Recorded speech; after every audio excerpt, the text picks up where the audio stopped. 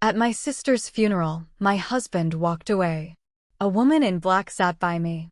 Is that him? I nodded. She handed me a vault key. Your sister said he must never know about this. The Chicago wind in late January does not just blow, it cuts. It slices through wool coats and thermal layers, finding the marrow in your bones. But as I stood staring at the open grave, watching the polished mahogany casket being lowered into the frozen earth, the cold I felt had nothing to do with the weather. My sister, Fiona, was 38 years old when her heart simply gave out. 38. It sounded like a punchline to a terrible joke. We were supposed to grow old together, supposed to eventually forgive each other for a lifetime of petty resentments and deep, unspoken hurts. I was the older sister, the responsible one, the one who took over my father's estate and made the hard choices. Fiona was the artist. She was chaotic, impulsive, entirely ruled by her emotions, and she painted her life in loud, messy colors. We hadn't spoken properly in months. And now I would never get the chance to say I was sorry for being so rigid. My husband, Rowan, stood close beside me, his arm wrapped tightly around my waist. To anyone looking at us, he was the picture of the perfect, supportive spouse. He wore a sharp black overcoat, his jaw set in a mask of solemn grief. But I knew his tells. I had been married to the man for almost a decade. I felt the subtle shift in his weight. I felt the tension in his arm slacken. And then I saw it out of the corner of my eye. While the priest was softly reciting the final prayers, while dirt was being tossed onto the coffin of my only sibling, Rowan subtly pulled back his left sleeve. He tapped the screen of his smartwatch. He was checking his emails. A quiet disgust twisted in my stomach, but I swallowed it down. This was just Rowan. He was a man of business, a man of schedules. He always said the world didn't stop spinning just because we were sad. Still, checking his messages over an open grave felt like a new low. He leaned down, his breath warm against my freezing ear. "Honey," he whispered, his voice dripping with that gentle, patronizing tone he reserved for when he thought I was being too emotional. "I need to take this call. It's the regional director. Just give me 5 minutes. Take your time with her, okay? I'll be right over by the black car." Before I could even nod, he gave my waist a tight squeeze and walked away, his dress shoes crunching against the frosty grass. I was left alone at the edge of the abyss, staring down at the brass handles of Fiona's casket, wishing I could trade places with her just for a moment to escape the crushing weight of my own guilt. I was so lost in my own head that I didn't immediately notice the woman approaching. It wasn't until a faint scent of sandalwood and bitter orange drifted past me that I looked to my right. A woman in a heavy, unstructured black coat sat down on the stone bench right next to where I was standing. She wore large, dark sunglasses that covered half her face, and her dark hair was pulled back tightly. I had never seen her before in my life. Fiona had a lot of strange friends in the art scene, people who drifted in and out of her orbit, so a stranger at the funeral wasn't entirely out of place. But the way this woman sat, stiff and purposeful, made the hairs on the back of my neck stand up. She didn't look at me. She stared straight ahead at the lowering device holding the casket. "Excuse me," she murmured. Her voice was surprisingly steady, a low rasp that barely carried over the howling wind. "Is that your husband? The one who just walked toward the vehicles?" I frowned, caught off guard. "Yes," I replied, my voice hoarse from crying earlier. I nodded slowly. "I'm Gwen. Are you a friend of Fiona's?" The woman ignored my question. She opened her black leather purse, keeping it shielded with her body so only I could see inside. Her gloved hand reached in and pulled out a thick, cream-colored envelope. It looked heavy. Without turning her head, she slid it across the bench toward my hip. "Take it," she said urgently. I hesitated, looking down at the unmarked paper. "What is this?" "Your sister asked me to hold on to this until she passed," the woman whispered, her tone dropping to a dead serious octave. "She made me promise to hand it directly to you. Only you." She finally turned her head slightly, peering over the rim of her sunglasses. Her eyes were sharp, fearful. She said he must never know about this. "Do you understand? Your husband must not see this." My heart hammered against my ribs. I grabbed the envelope, slipping it instantly into the deep pocket of my wool coat. The moment it vanished from sight, I heard the crunching of footsteps returning. Rowan was walking back, slipping his phone into his breast pocket. The woman stood up immediately. She didn't say goodbye, didn't offer condolences. She just turned and walked away into the maze of headstones, disappearing like a shadow. Rowan stepped up beside me, his eyes tracking the woman as she vanished. He wrapped his arm back around my waist, but this time, it felt more like a restraint. "Who was that?" he asked, his voice casual, but I could hear the tight edge of suspicion underneath. "I don't know," I lied, keeping my eyes on the dirt. "Just some friend of Fiona's from her painting class. She just wanted to pay her respects." Rowan looked at me, tilting his head. He reached out and brushed a stray hair from my face, his thumb lingering on my cold cheek. "Are you sure? You look pale, Gwen. Are you hallucinating again, honey? You haven't slept in 3 days." Sometimes grief makes us imagine things. It was a classic Rowan move. Whenever he felt out of the loop, he instantly made me question my own reality. But this time, the heavy weight of the envelope in my pocket grounded me. "I'm fine," I said quietly. "Let's just go home." The wake was held at our house in the suburbs. It was a suffocating affair. The air was thick with the smell of baked casseroles, cheap red wine, and the overpowering scent of lilies. There must have been 50 people crammed into our living room and kitchen. Through it all, Rowan played the role of the devoted, heartbroken brother-in-law to absolute perfection. He poured drinks, he patted shoulders, he spoke in hushed, somber tones about how much Fiona meant to our family. He played the part so well, I almost wanted to hand him an Academy Award. I couldn't stand it. The noise, the fake sympathy, the envelope burning a hole in my coat pocket upstairs. I excused myself, claiming I had a migraine, and slipped away from the crowd.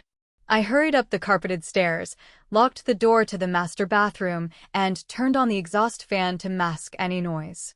My hands were shaking violently as I pulled the cream envelope from my coat. It was sealed tight with clear tape. I used my fingernail to rip it open, my breath catching in my throat. I tipped the envelope upside down over the marble vanity. A heavy, brass key clattered onto the stone surface. It was an old-fashioned vault key, the kind banks use for secure, private lockboxes. Stamped into the metal were the words First Fidelity Bank, and beneath that, a string of numbers. Alongside the key, a single piece of lined notebook paper fluttered down. I recognized Fiona's handwriting instantly. It was always a messy scrawl, but this looked frantic, the ink pressed so hard it almost tore the paper. It read, "Gwen, I am so sorry. I was wrong about him. I was wrong about everything. Go to box 4012.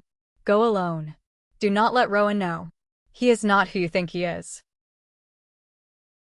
I stared at the note, reading it over and over until the words blurred together. He is not who you think he is. What did that mean? Rowan and Fiona didn't even like each other. Rowan always complained about her asking for money, and Fiona always called him a corporate stiff. Why would she leave a vault key for me with a warning about my own husband? A knock on the bathroom door made me jump so hard I nearly knocked over a bottle of perfume. "Gwen." Rowan's voice came through the thick wood, smooth and probing. "Honey, are you all right in there? People are asking for you." Panic spiked in my chest. "I'm fine." I called back, forcing my voice to sound tired rather than terrified. "Just fixing my makeup. Give me a minute." "Don't lock the door, honey. What if you pass out?" he said, rattling the brass doorknob. "Open up."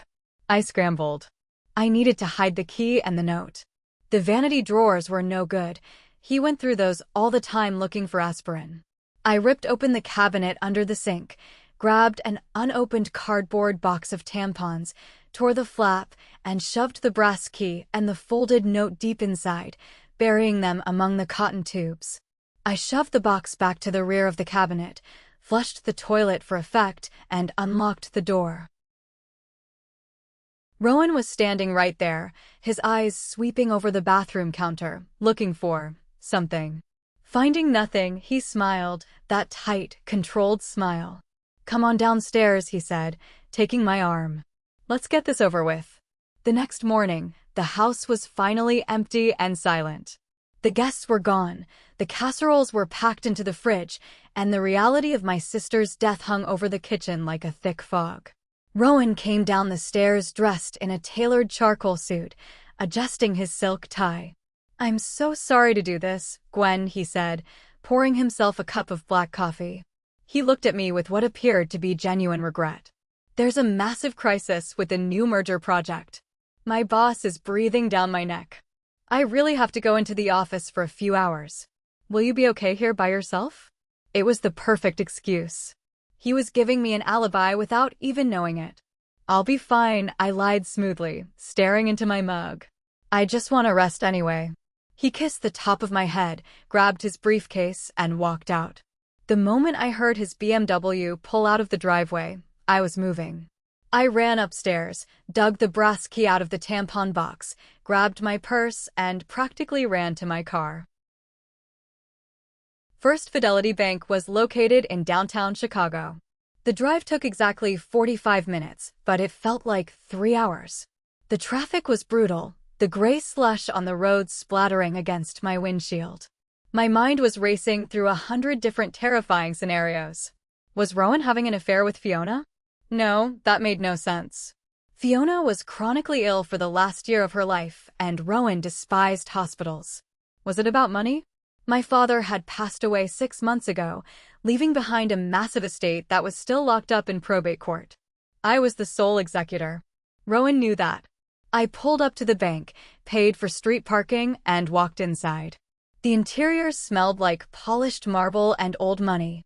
I walked up to the private vault teller, a severe-looking woman with silver hair, and placed the brass key on the counter.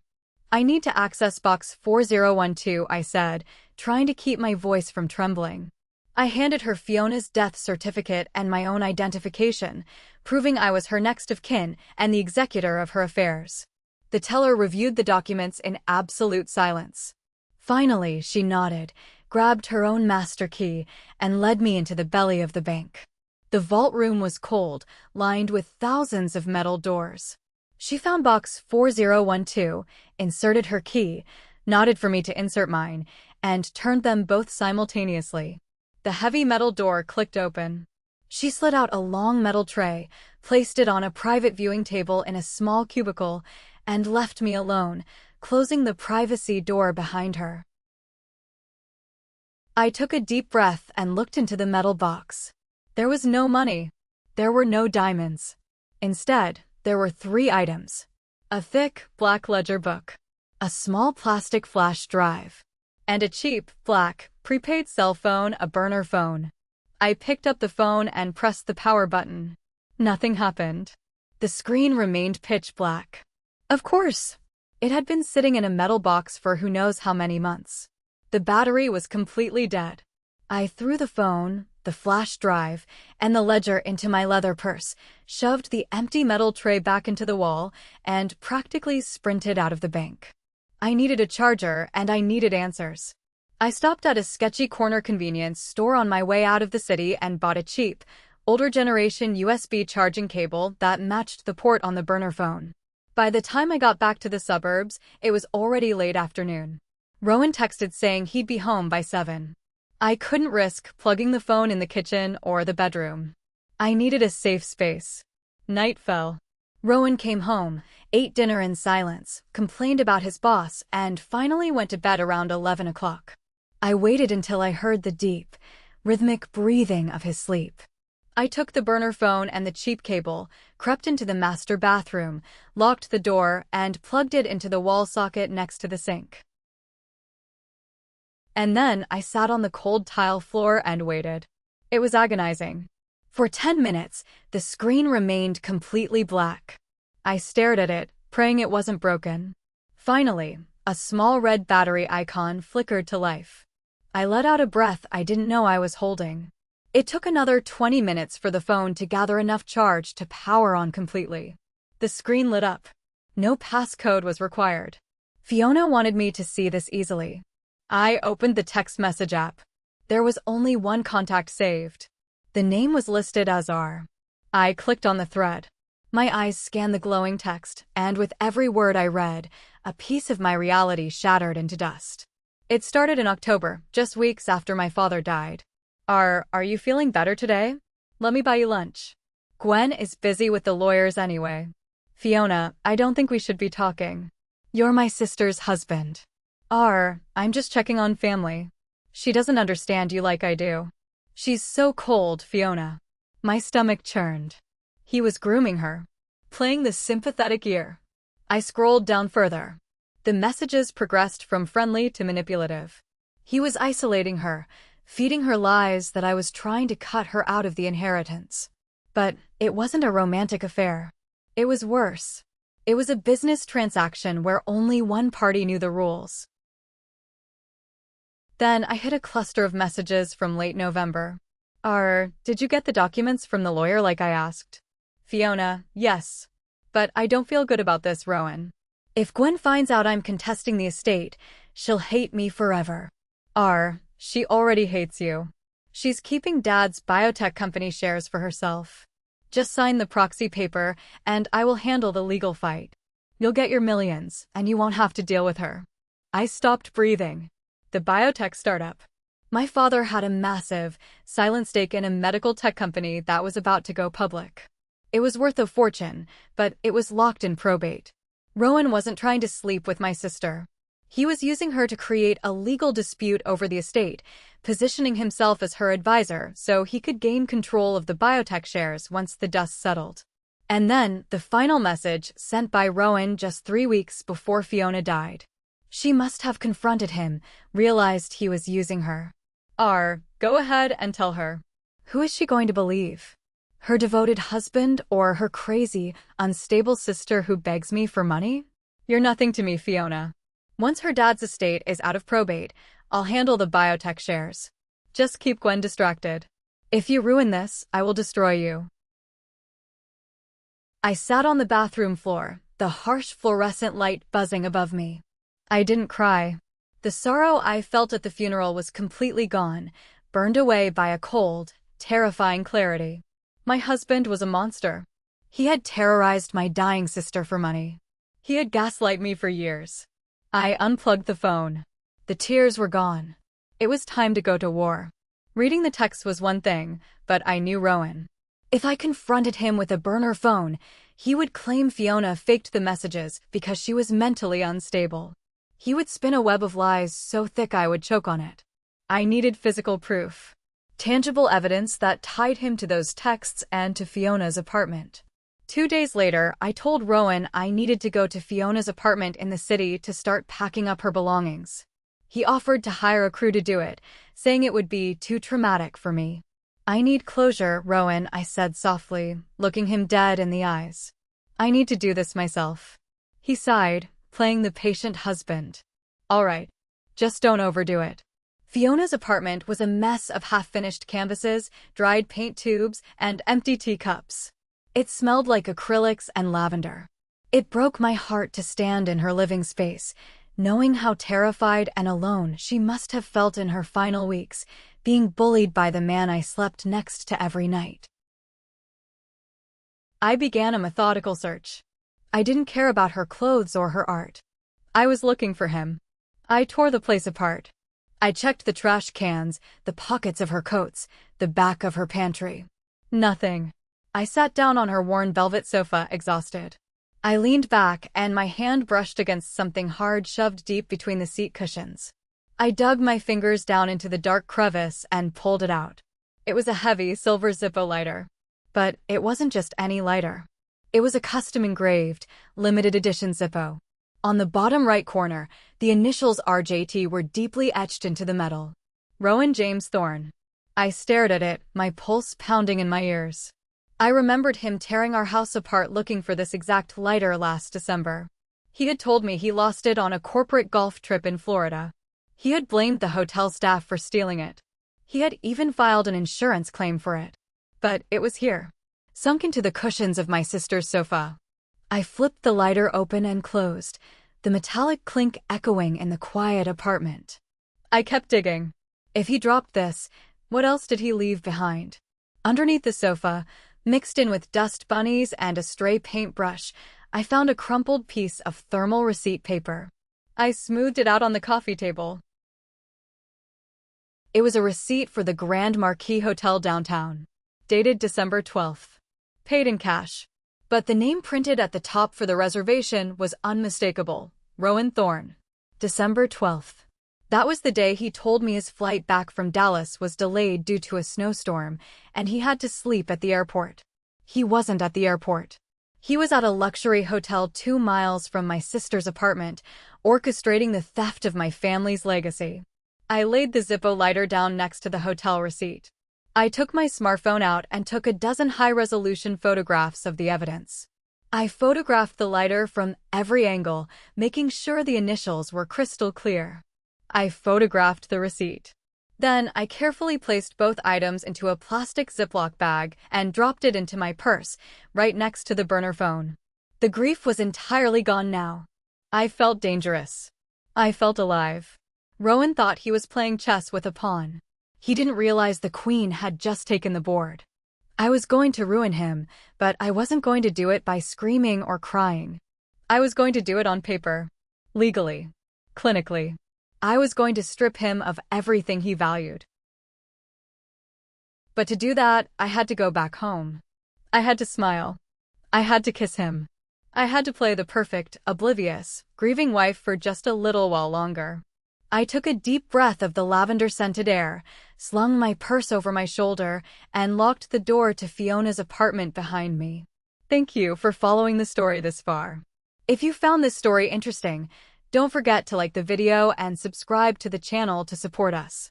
Especially, please leave a comment letting us know which city you live in. Every comment helps the video reach a wider audience. Thank you very much. Entering my second week of playing the perfect, shattered widow by proxy, the exhaustion was settling deep into my bones.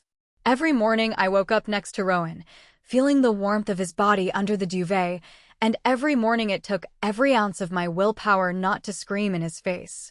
I was living a double life. To him, I was Gwen, the fragile wife who was too overwhelmed by grief to even sort the mail.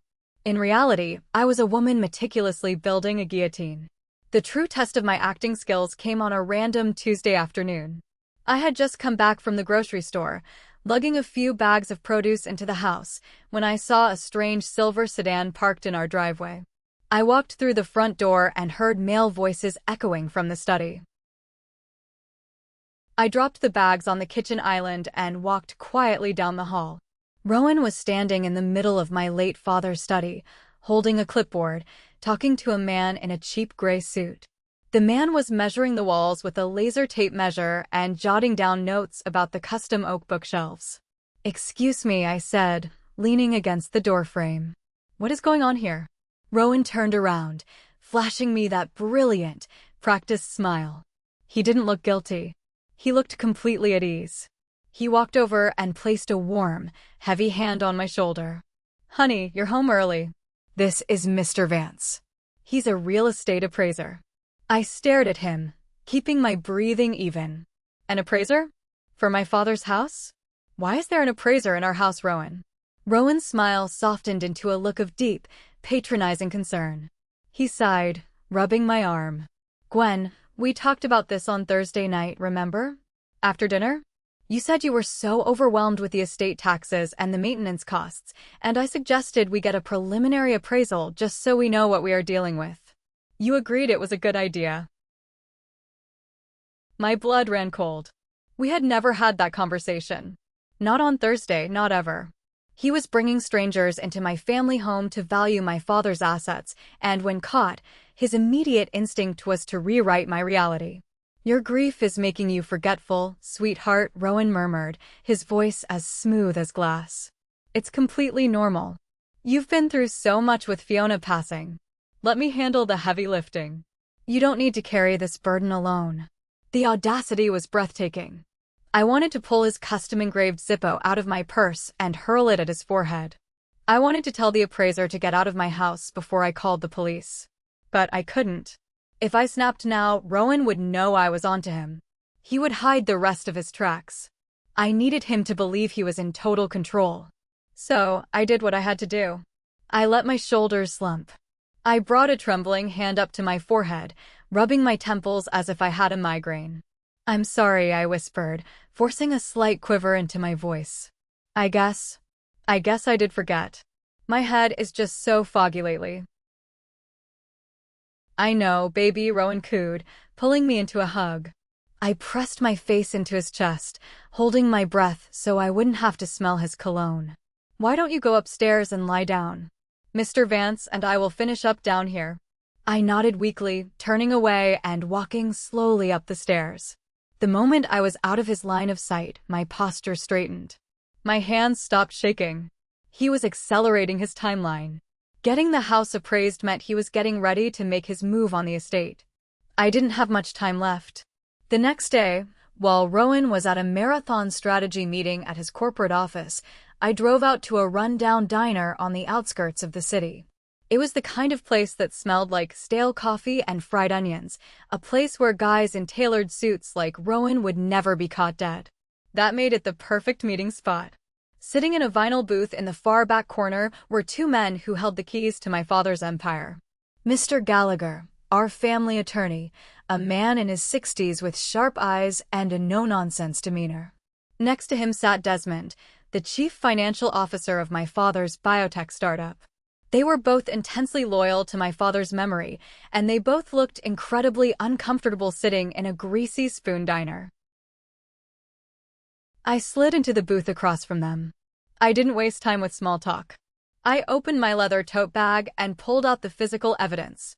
I placed the black ledger, the printed transcripts from the burner phone, and the clear plastic bag containing the hotel receipt and the silver Zippo lighter onto the sticky table. "I need you to look at these," I said quietly. Mr. Gallagher put on his reading glasses. For 10 minutes, the only sound in the booth was the clinking of coffee cups from the counter and the rustle of paper as the two men read through the transcripts. I watched Desmond's face turn from pale to a dark, furious red. "This is unbelievable," Desmond hissed, slapping a page onto the table. He was feeding her insider information about the biotech valuation.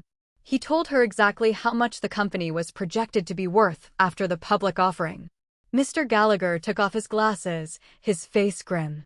He wasn't just feeding her information, Gwen. He was weaponizing her. "Look at this text from November."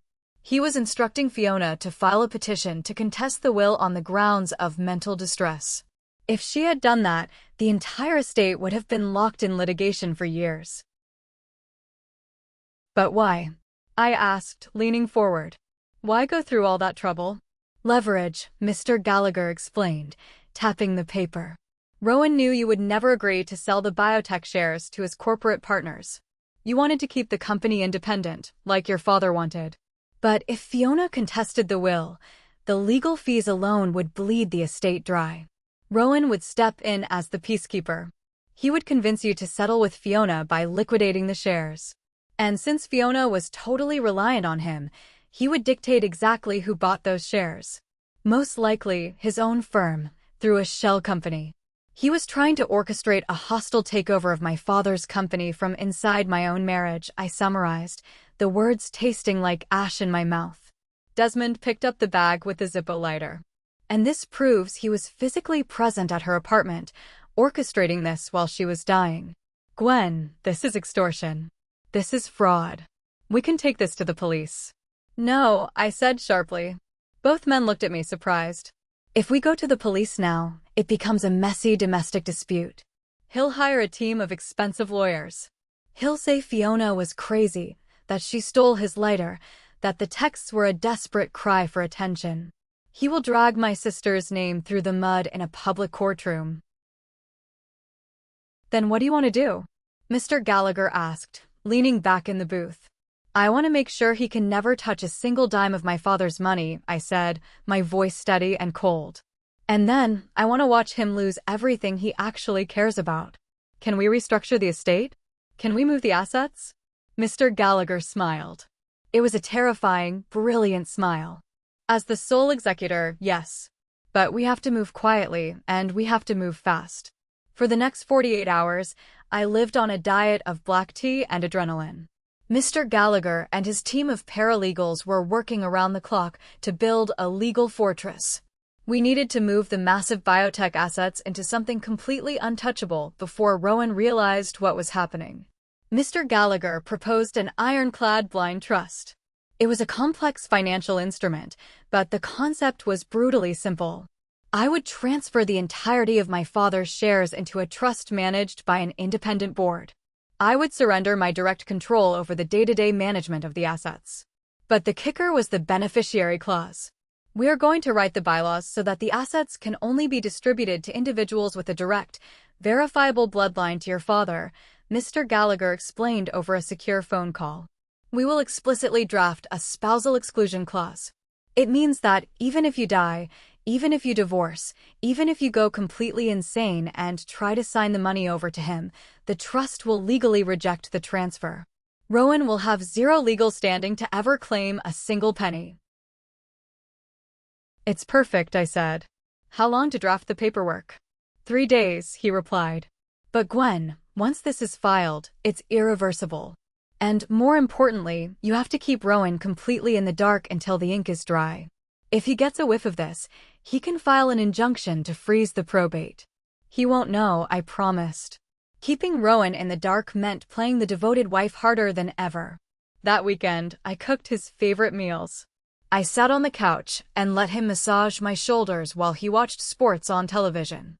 I nodded blankly while he talked about how we needed to start thinking about the future, how we could use the estate money to buy a vacation home in Aspen.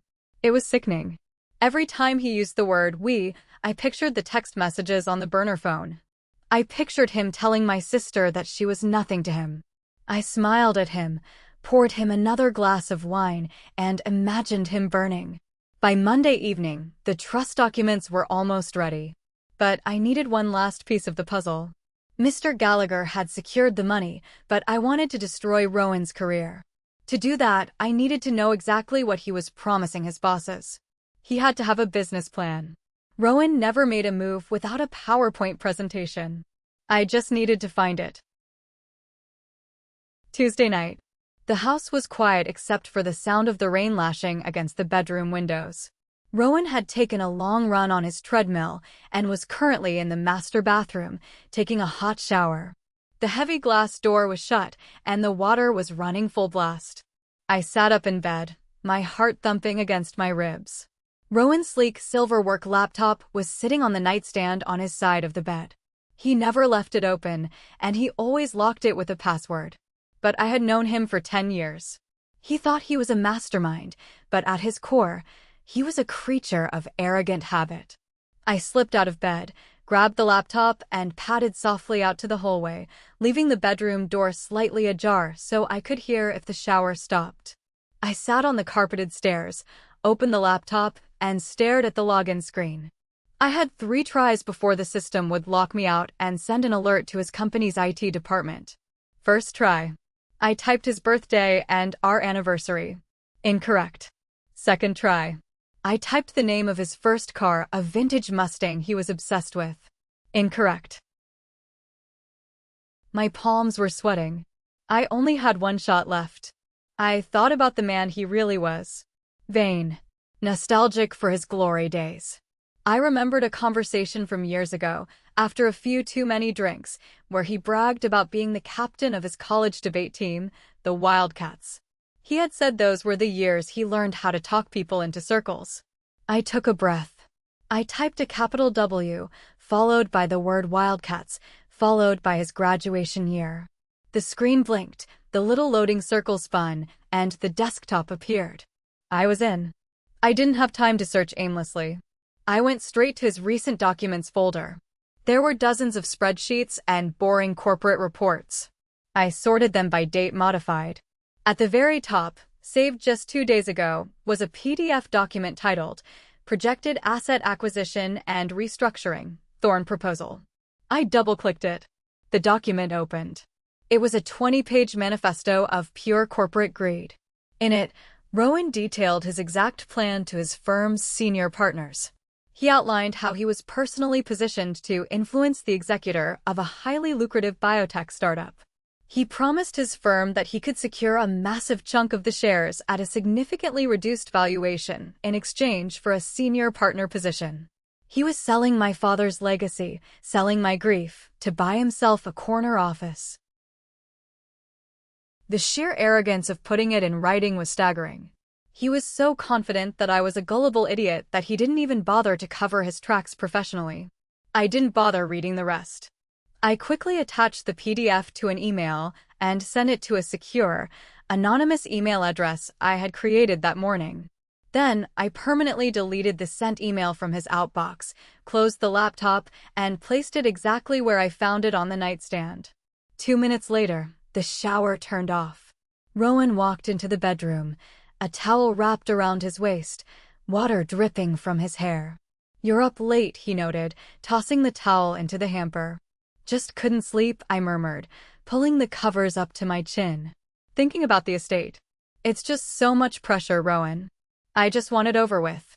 He crawled into bed next to me, his damp skin brushing against my arm. "I know, baby," he whispered in the dark. "Don't worry. I've got a plan to take care of everything." I stared at the ceiling, a cold smile forming on my lips. "I know you do," I whispered back. The trap was fully built. The legal paperwork was ready, the evidence was compiled, and the business proposal was safely sitting in my secure inbox. Now, I just needed to lead the rat into the cage. I needed a reason to get Rowan, Mr. Gallagher, and Desmond in the same room without making Rowan suspicious. If I just invited the lawyers over, his corporate instincts would kick in. He would smell an ambush. I had to make it seem like the meeting was his idea. I had to make him think he was rescuing me. On Thursday evening, while we were cleaning up after dinner, I picked up a heavy ceramic dinner plate. I took a deep breath, channeled every ounce of stress and anger I had been carrying for the past 3 weeks, and deliberately let the plate slip from my fingers. It hit the hardwood floor and shattered into a dozen jagged pieces with a loud crash. I immediately dropped to my knees and let out a loud, pathetic sob. I buried my face in my hands and started hyperventilating, forcing tears out of my eyes. It wasn't entirely acting. The exhaustion of the deception was real enough to make the tears flow easily. Rowan rushed into the kitchen from the living room. "Gwen. Hey, don't touch the glass." He pulled me up from the floor, wrapping his arms around me. I leaned heavily against him, crying into his shirt. "I can't do this anymore," I sobbed, my voice muffled against his chest. "I'm so tired, Rowan. The house, the lawyers, the paperwork. I can't look at another legal document. It's too much." I felt his posture change. He stood taller. The protector. The alpha. He rubbed my back, his voice soothing and completely condescending. "Shoo. It's okay. You're exhausted. You haven't had a chance to properly mourn Fiona. I just want to sign whatever needs to be signed and be done with it," I cried, throwing out the ultimate bait. "I just want it off my plate." He took the bait instantly. "Listen to me," he said, pulling back to look me in the eyes. "How about we host a small dinner tomorrow night? Just us, Mr. Gallagher, and maybe Desmond from the company. A private estate review. We can handle all the complex probate distributions over a glass of wine. I'll read through everything, I'll explain it to you, and we can finalize the transition. Does that sound good?" It sounded perfect. It sounded like he was digging his own grave. "Are you sure?" I sniffled, wiping my eyes. "You wouldn't mind managing the lawyers?" "Of course not," he smiled, kissing my forehead. "That's what husbands are for. I'll take care of everything." I buried my face back into his chest so he wouldn't see my eyes. The performance was flawless. He felt completely in control, entirely unaware that he had just scheduled his own execution. Friday morning, the day of the dinner. Rowan left for the office early, whistling a tune in the hallway.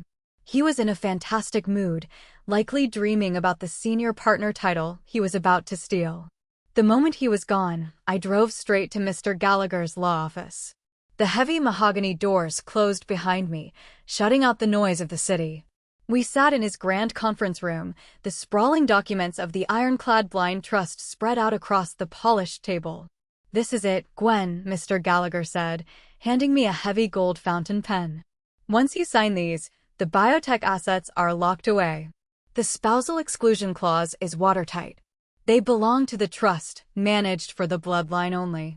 Rowan will have no access, no proxy, and no legal standing to contest it. I took the pen. My hand didn't shake. I signed my name on the bottom of 6 different pages. With each stroke of the pen, I felt a massive weight lifting off my shoulders. My father's legacy was safe. Filing these with the state at noon, Mr. Gallagher noted, gathering the papers into a neat stack. I will see you tonight at 7 for dinner. There's one more thing, I said, pausing at the door. There will be an extra guest tonight. Her name is Maeve. Mr. Gallagher frowned. Who is Maeve? She's the woman who handed me the vault key at the funeral, I explained. I tracked her down yesterday. It turns out she wasn't just a friend from an art class. She was a former financial counselor. She was the one who helped Fiona secure the private bank box without leaving a paper trail. She saw what Rowan was doing to my sister, and she helped her hide the evidence. She deserves a seat at the table when the house of cards comes down. Mr. Gallagher nodded slowly, a spark of grim anticipation in his eyes. Understood.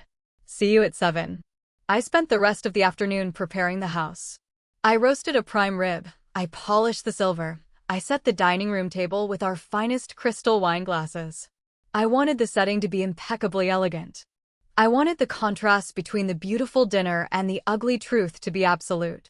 At 6:30, Rowan arrived home. He was carrying a bouquet of expensive white lilies and a bottle of vintage Cabernet. He looked handsome, sharp, and dangerously confident. Something smells amazing, he said, handing me the flowers. He surveyed the dining room, nodding in approval. You did a great job, honey. Tonight is going to be a good night. We're going to get your life back on track. Yes, I agreed softly, taking the wine bottle from his hands. Tonight changes everything. Promptly at 7 o'clock, the doorbell rang. Mr. Gallagher and Desmond arrived together. They shook Rowan's hand, playing the part of the weary corporate men. Rowan ushered them into the dining room, pouring generous glasses of the Cabernet, playing the gracious host. Thank you both for coming out on a Friday evening, Rowan said smoothly, taking his seat at the head of the table. I sat at the opposite end. Gwen has been under a tremendous amount of stress, as you know. I thought a relaxed setting would be the best way to clarify the probate distributions and streamline the management of the biotech shares. Desmond took a sip of his wine, his face unreadable. Streamline, he repeated. Yes, we have a lot of clarifying to do. Just as Rowan reached for the carving knife to cut the roast, the doorbell rang again. Rowan paused, knife in the air. He frowned, looking at me. Are we expecting someone else? I'll get it, I said, standing up. I walked to the front door and opened it. Maeve stood on the porch. She wasn't wearing her dark sunglasses or her heavy morning coat tonight. She wore a sharp, tailored navy suit. She looked like a woman who meant business. I led her into the dining room. Gentlemen, I announced, my voice carrying clearly over the soft jazz music playing in the background. I believe you know everyone, but Rowan, I don't think you've been formally introduced to Maeve. Rowan looked up. The carving knife slipped slightly in his hand, clinking against the ceramic platter. His face froze. I watched the gears turning behind his eyes. He recognized her instantly. She was the woman in black from the cemetery. The woman he thought was a hallucination. Maeve was a close confidant of Fiona's, I continued, taking my seat. She helped Fiona manage some private affairs during her final months. Rowan's practiced smile strained at the edges, but he quickly recovered, reverting to his corporate armor. Well, unexpected, but welcome. Please have a seat. As I was saying to Mr. Gallagher, we want to ensure the estate transitions smoothly, avoiding any unnecessary legal friction. Absolutely, Mr. Gallagher said, placing his leather briefcase on the table next to his plate. Transparency is key. In fact, Gwen and I have been reviewing some documents that require your immediate attention, Rowan. Rowan puffed his chest out slightly. Of course. I'm happy to review the proxy forms for the biotech shares. I've already drafted a preliminary management strategy. We don't need a strategy, Desmond interrupted. His voice was hard, dropping all pretense of politeness. Desmond reached into his own briefcase and pulled out a thick stack of printed papers. He slid them directly down the polished mahogany table. They stopped right in front of Rowan's plate. "These are bank records," Desmond stated coldly. "Transfers traced back to shell accounts. Messages timestamped. We've read the transcripts from the burner phone, Rowan. We know exactly what you were doing with Fiona." Silence fell over the room like a heavy blanket. The soft jazz music seemed suddenly deafening. Rowan looked down at the transcripts. He saw his own words printed in stark black ink. He saw the messages where he called my sister unstable, where he threatened her. For 3 agonizing seconds, he didn't move. He didn't breathe. Then, he let out a short, nervous laugh. It sounded like dry leaves scraping across concrete. "This is ridiculous," Rowan said, pushing the papers away. He looked at me, his eyes wide, trying to deploy his most powerful weapon, gaslighting. "Gwen, look at me. You're not well. These are forged. Your sister was sick, she was vindictive. She faked these messages to tear us apart. You can't possibly believe this garbage." I didn't blink. I didn't cry. I reached into my pocket, pulled out the silver Zippo lighter, and tossed it across the table. It slid and hit his wine glass with a sharp clink. "You lost that on a golf trip in Florida," I said quietly. "I found it wedged inside Fiona's sofa." Rowan stared at the lighter. The color completely drained from his face. The illusion was shattered. There was nowhere left to hide. "Attempted interference with estate assets carries severe criminal implications," Mr. Gallagher announced, his voice booming in the quiet dining room. "Particularly when it involves extortion and the manipulation of a dying woman." Rowan's hands gripped the edge of the table. His knuckles turned white. He didn't explode in anger. He didn't flip the table. That would have been easier. Instead, I watched the absolute collapse of his ego. He deflated like a man watching the scaffolding collapse around a skyscraper he thought he owned. But a cornered rat will still bite. He realized the sympathetic husband routine was dead, so he pivoted to cold, hard calculation. "Fine," Rowan spat, his voice dropping the warm, fake resonance. He glared at me, his true face finally showing, calculating, arrogant, and cruel. "So what? You have some texts and a lighter. That's circumstantial. It proves I visited her. It proves we argued. It doesn't prove financial fraud. You can't destroy me over text messages, Gwen. The biotech shares are marital property. You are my wife. Half of whatever you inherit belongs to me, regardless of whether you like my methods or not. If you want a divorce, fine. We'll let the lawyers fight it out, and I will take half of that company." He leaned back in his chair, a smug, ugly sneer forming on his lips. "You really thought you could ambush me in my own dining room? I'm taking half." I looked at him, feeling nothing but profound pity. He really thought he was the smartest person in the room. "You said you were risking your marriage for nothing," I said quietly, repeating the words from his text message. Rowan narrowed his eyes. "What?" "You told Fiona that you weren't risking your marriage for nothing," I clarified, keeping my tone perfectly even. "You were right. You risked it for absolutely nothing." I nodded to Mr. Gallagher. The attorney reached into his briefcase and pulled out a single, thick document with a blue state seal on the cover. He placed it in the center of the table. "Effective as of noon today," Mr. Gallagher stated clearly, "the entirety of the late estate's biotech assets has been irrevocably transferred into an ironclad blind trust. The bylaws of this trust contain a strict spousal exclusion clause. The assets are locked to the bloodline.